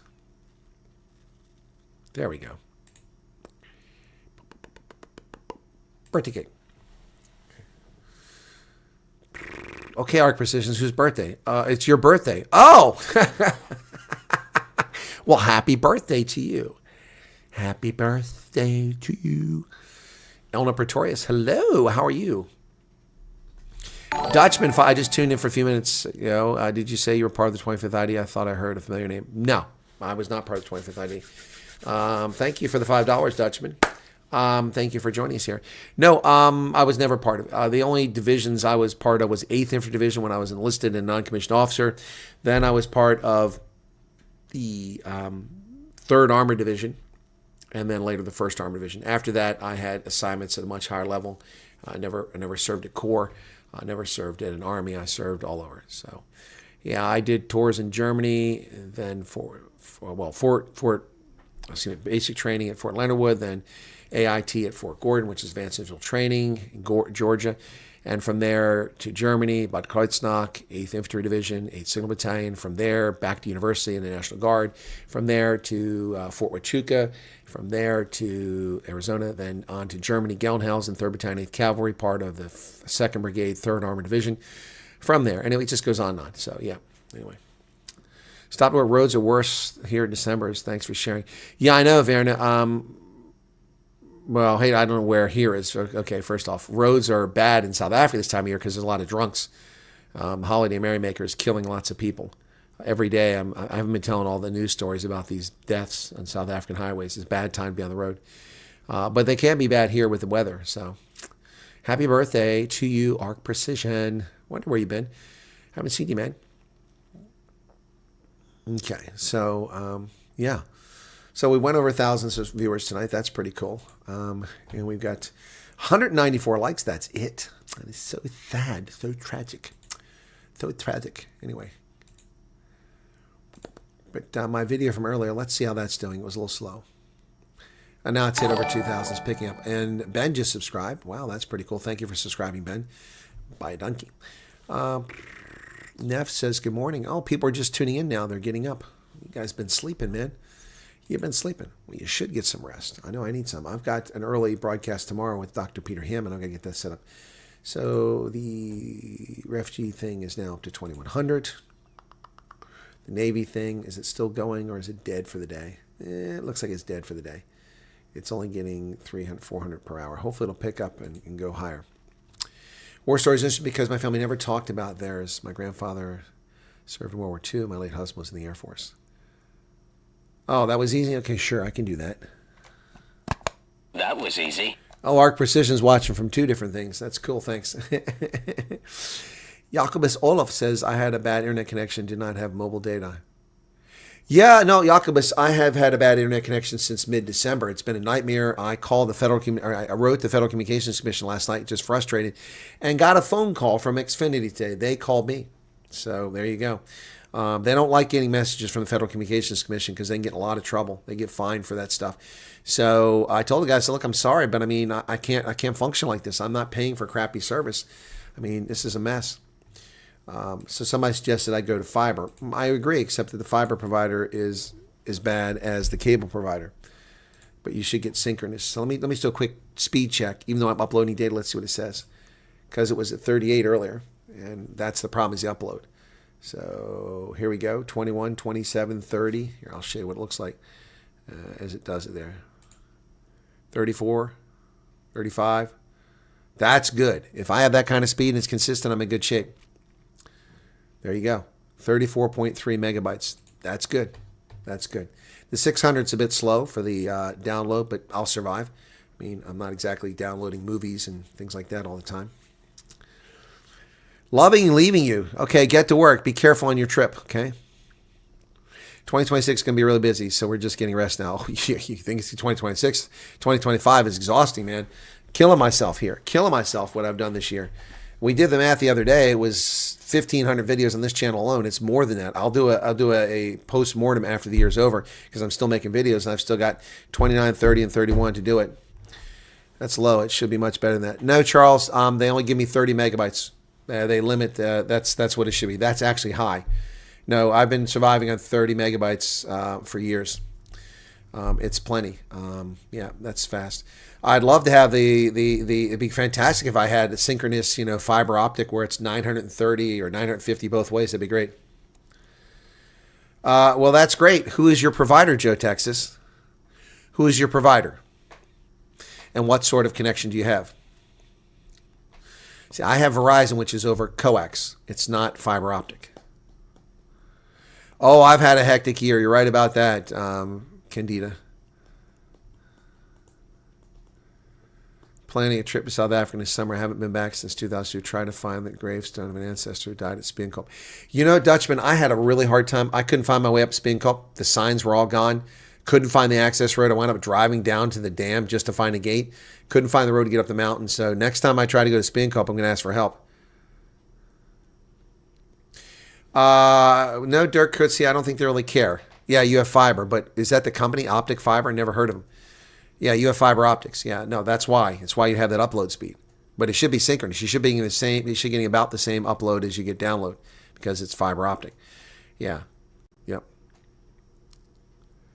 50 is very low for fiber optic. All right, Utopi, take care. And I'm going to wrap up myself here because I need to edit the video I did, and then I need to create a new video, a couple more. I think I'll do one for the Truth Report. Telecom fiber and operate at turn 56, but it costs me over $2,000 a month. Well, Alan, I pay $5,400 per month for the crap I've been dealing with for the past several weeks. It's up to gate, and then all this signpost to Blood River will also be removed soon. Yeah, that's okay, but I know how to get there, Dirk. It's a crappy dirt gravel road to get there. It sucks. Karen Graham loves the stories. Well, thanks for that, Karen. I'm glad that you enjoy them. Yep. 200 plus likes. Okay, cool. We got the 200 likes. And we're up to 1,100. People are pouring in now, but I need to end because I need to make a few videos. And I got to get up early for Dr. Hammond. I've also got to set up his stream. Whew, I got to send him a message. It says he and I only communicate for email. He doesn't do WhatsApp or anything like that. So we only communicate by email. So I have to send him that. So, yep. Have an awesome day, says Vanessa Blossom. Thank you so much, Vanessa. All right. Hang on a second. Hang on. It's Langley calling. So, yeah. Yep. Absolutely. Yep. They got it restored. Thanks for intervening. Appreciate it. We know you guys at the headquarters back there in Langley. They're always helping out from CIA. Yeah, they've got my internet sorted for now. It's been like 2 weeks. Were you guys sleeping? What's going on? You busy bombing Venezuela with drones? Can't you focus on look, how am I supposed to give all this disinformation if I don't have an internet connection? I mean, come on. Seriously, guys. I mean, how am I supposed to mislead all these people if I can't even get on the internet? It's just crazy, man. Seriously. Look, could you guys juice up get me some more subscribers so we get to 100,000 for 2025? I mean, talk to the director. I mean, John Radcliffe ought to be able to make this happen, man. Yeah, I'm serious. I mean, look, if we're going to convince people that we're just trying to tell them what's happening, we really need to have a reliable connection, right? Anyway, all right, thanks. Tell the big guy I said hi, okay? Thanks. Sorry, folks, that was the operations center at Langley. They just wanted to talk to me and make sure the internet was fixed. They say they called directly. Yeah, so that's, anyway.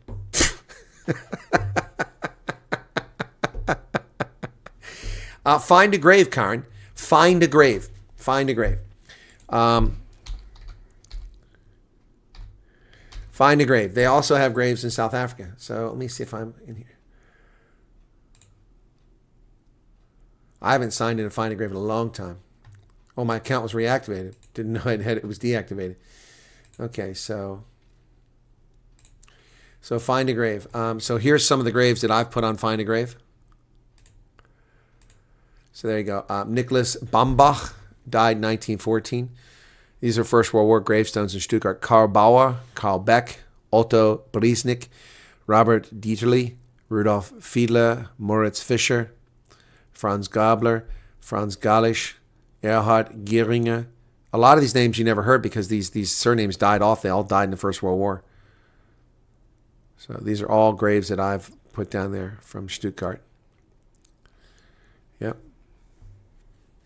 Look at that. That's a lot of work. Anyway, I got some in Sweden too, but I never got around to putting those in Finland. So there you go. 57 memorials. Anyway, you go to Find a Grave and you just punch in stuff here.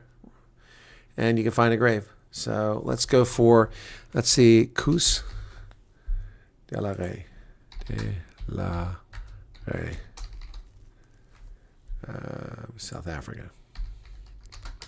Let's see if anybody's ever entered this, okay?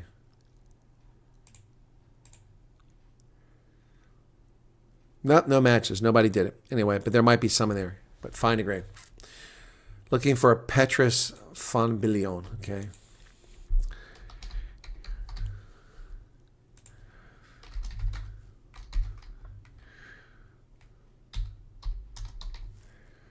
Someone has to actually put the grave in here. So, South Africa.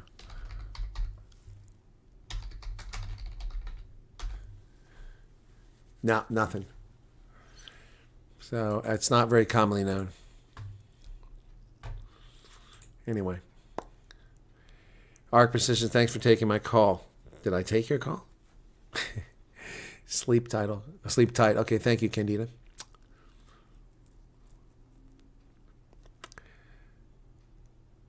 All right, you guys take care. Thanks. How we doing we got 219 on the likes. All right, we're going to wrap it here. God bless and have a good night, folks. We'll see you tomorrow from CIA Central Headquarters here in Central Pennsylvania, because we all know that's where it's headquartered at, right? All right, Chris in Africa. That's right, CIA, Chris in Africa. Oh. Well, yeah, but Delaware should have been enough to find it, his nickname. All right, guys, take care. I'm going to get my other stuff done. You guys have a good night. Cheers. Be well. Bye-bye.